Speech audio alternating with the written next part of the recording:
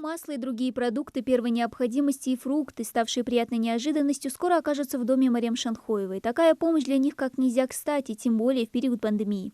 Если 9 детей, дети маленькие и старшие дети, и все сейчас, и кто работает, тоже дома сейчас. Но у нас сейчас непростое сейчас, ситуация непростая сейчас в республике и по всей России, если честно сказать. Но есть помощь, организовать, помощи. Это очень большая помощь. Там бой қабыж ажи гис я исе қабер қабыж. Жагу қортуна но ослуху да ряз хоша. Акция, организованная по поручению главы региона, охватила более 200 семей Карабулака. Списки получателей продуктовой помощи составили сотрудники местной администрации. Мешки с мукой, сахаром и другие продукты питания раздают тут же на месте.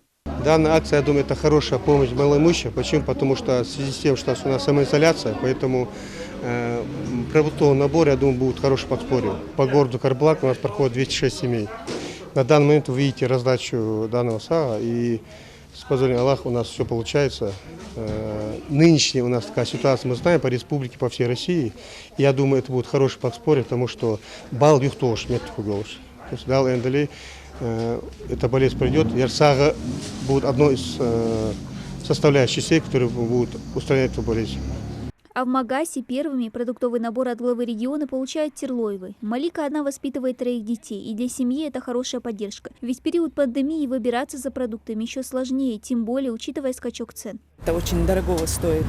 Потому что людей, нуждающихся, много. И каждая маленькая помощь, я считаю, что это очень много для семьи.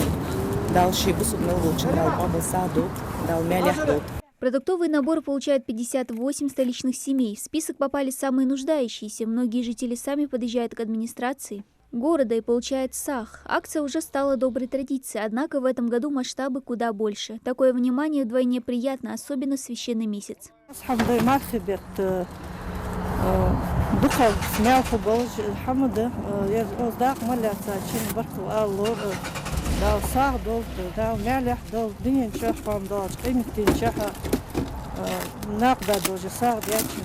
Рамадан только начался. Несомненно, это период проявления милосердия и щедрости. В подобных акциях может принять участие каждый желающий, ведь в священный месяц награда за благие дела увеличивается в несколько раз.